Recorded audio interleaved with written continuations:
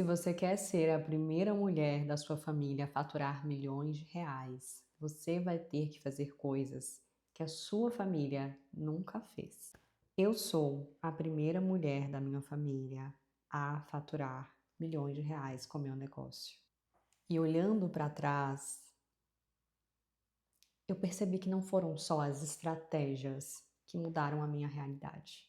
Foram hábitos, mas não hábitos comuns, foram hábitos milionários que eu inseri na minha rotina. Hábitos que mudaram completamente a forma como eu pensava, como eu vivia e como eu decidia. Vamos ao primeiro hábito? O primeiro hábito envolve parar de tomar decisões focadas em escassez.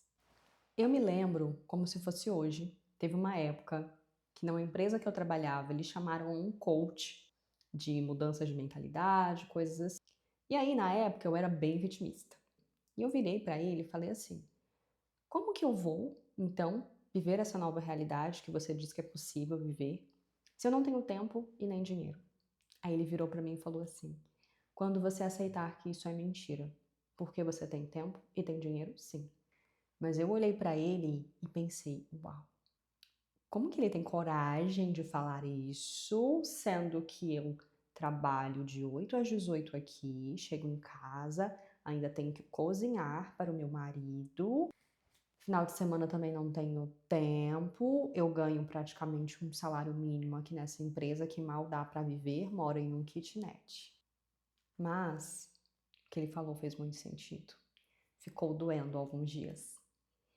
E depois do que ele falou, juntamente com ideias que eu tive, que já é até assunto para um outro vídeo, que foi quando eu fiz uma viagem para Pirinópolis e me veio a ideia de montar o meu negócio, exatamente o que fazer.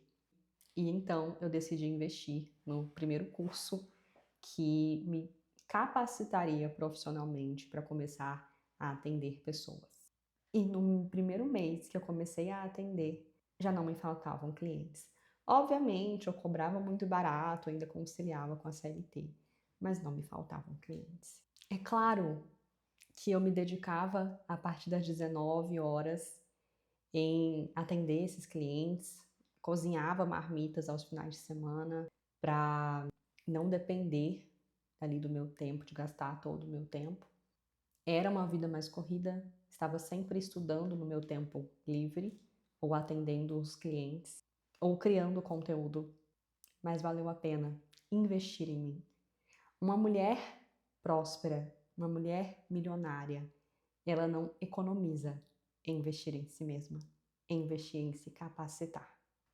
O segundo hábito que toda mulher que quer ser a primeira a prosperar da família precisa ter é proteger a sua própria energia, como você protege o seu dinheiro.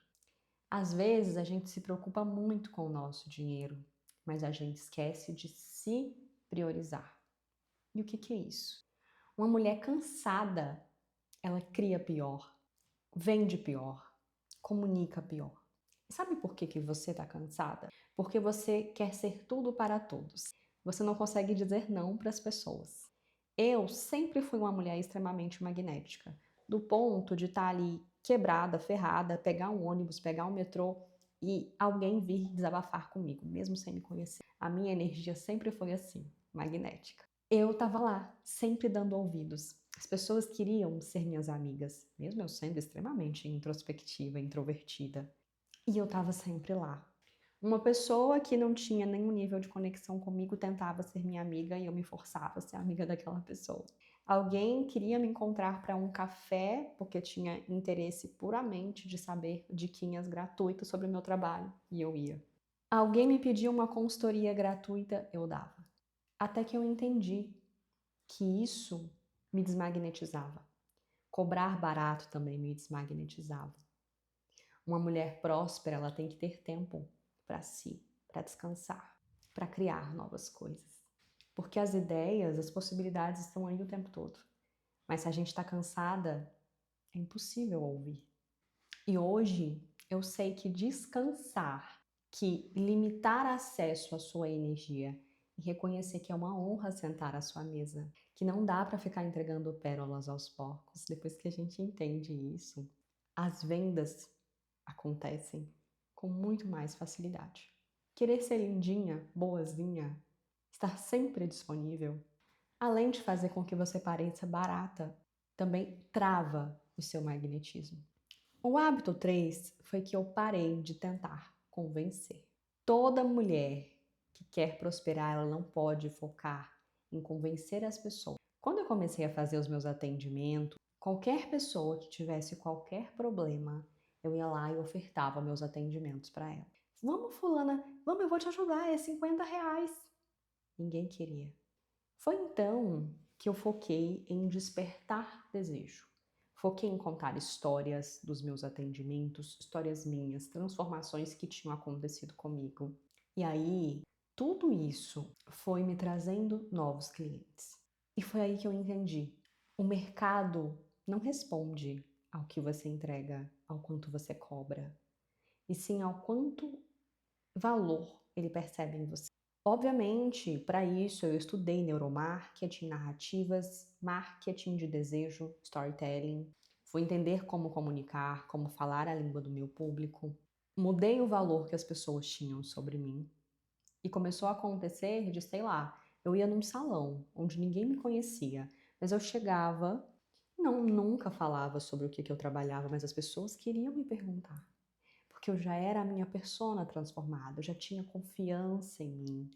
Eu estava ali focada no meu autocuidado numa quarta-feira, às 2 da tarde, num salão. Então as pessoas já me viam de maneira diferente, a ponto de voltar a frequentar eventos com conhecidos e as pessoas verem, uau, mas você fez isso, você está diferente, e me perguntarem o que aconteceu. Tem uma frase do T. Harv Eker, do livro Os Segredos da Mente Milionária, onde ele diz assim: não tente mudar as pessoas, mude você. Se elas te perguntarem o segredo, vai você conta. E foi isso que eu comecei a fazer. Eu parei de querer salvar todo mundo, cobrar baratinho e foquei em gerar muito valor, para que as pessoas viessem atrás de mim. Tanto que no dia seguinte elas iam e compravam alguma coisa, elas queriam comprar o meu trabalho, queriam ser mentoradas por mim. E não, aí já não era mais baratinho, porque eu já sabia o meu valor. Quem desperta desejo não precisa convencer. Hoje o meu conteúdo vende por mim, a minha energia vende por mim e os meus clientes chegam muito mais qualificados. Hábito 4: quebrar crenças, votos, pactos, contratos. Quebrar mesmo, como diz Joe Dispenza, quebrar o hábito de ser você mesmo. Quando nós somos de uma família que viveu muita escassez, nós passamos a questionar se a prosperidade é realmente para nós. Eu era o tipo de pessoa que todas as vezes que eu ia fazer um curso, uma capacitação, ou meu marido adoecia, ou acontecia algum imprevisto comigo, ou os meus gatos adoeciam, às vezes os dois adoeciam juntos, o que me trazia custos enormes, imprevistos, viagens canceladas, cursos cancelados. Até que chegou um momento que eu falei, não, isso não vai mais acontecer. E para além de ser aquela mulher que reprogramava crenças, padrões, quebrava a crença de que eu não era digna, de que eu não era merecedora, de que eu não podia prosperar, quebrava crenças de todos esses sentidos, afirmava para mim que estava tudo bem amar, pertencer à minha família, mas ser diferente, que ser diferente não quer dizer melhor. Eu entendi que não bastava fazer isso. Eu também precisava mostrar para a minha realidade que eu estava querendo mudar.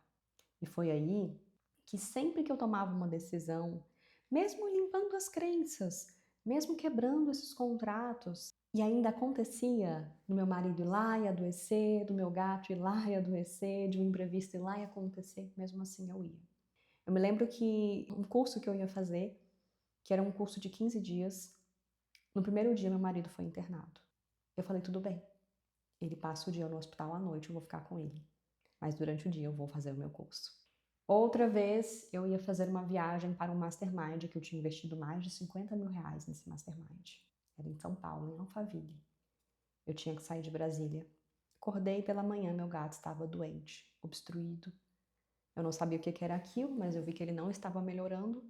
Falei para o meu marido: vá para o veterinário, interne ele lá e eu estou indo para São Paulo. Fui. Fui sem dormir. Lá me conectei com várias pessoas que eu sempre me inspirei muito, mas eu não permiti que isso me paralisasse. Fui preocupada, fiquei mal lá, mas eu fui. Então eu entendi que eu não podia mais me paralisar a cada momento que acontecia algum imprevisto, alguma coisa para me travar, para me impedir. E desde então, parece que quanto mais eu provo ao universo que eu não vou desistir, mais forte eu me torno e menos esses problemas me param. E quando eles surgem, eu já dou risada e falo: não é isso que vai me parar, né, querido? Não é isso que vai me parar. E por último, o quinto hábito: você precisa investir todos os dias na sua identidade. Ah, Karen, mas eu já trabalhei essa crença. Ah, mas eu já entendi isso aqui. Dane-se. Você precisa ser quem você quer se tornar todos os dias. Antes eu ficava assim: nossa, mas o que está acontecendo? Porque está tendo uma baixa aqui no faturamento, as coisas estão travando. Sim, a sua identidade antiga, ela quer te resgatar. Quando nós saímos de uma família que viveu muita escassez, é como se fosse uma doença crônica, onde você precisa estar sempre vigiando e cuidando. O que eu faço, então, de diferente? Eu estou sempre fazendo coisas para expandir a minha identidade. Seja lendo livros novos, acessando novos mentores, acessando novos ambientes. Então, como eu já falei no tópico anterior, eu sou a pessoa que investi alto e continuo investindo em ambiência, em mentores, em transformações na minha vida e no meu negócio. Conversas, viagens, experiências. Eu sou o tipo de pessoa que todo final de semana eu faço questão de ir a uma cafeteria ou a um restaurante, qualquer coisa. Ter uma experiência, nem que seja pedalar no parque, mas para me fazer ver coisas diferentes, me fazer ver que a prosperidade está disponível, que há abundância. Ir a um shopping, mesmo que não seja para comprar nada, mas para passar na frente das lojas e ver que tem sim pessoas investindo alto, comprando coisas. Foi assim que eu acabei comprando uma casa milionária em um condomínio em Brasília. Foi assim que hoje eu ando no carro importado, que era o carro dos meus sonhos. Foi assim que hoje eu tenho um faturamento que vai muito bem, obrigada. Foi assim que eu faturei milhões e consegui manter, consegui construir patrimônio.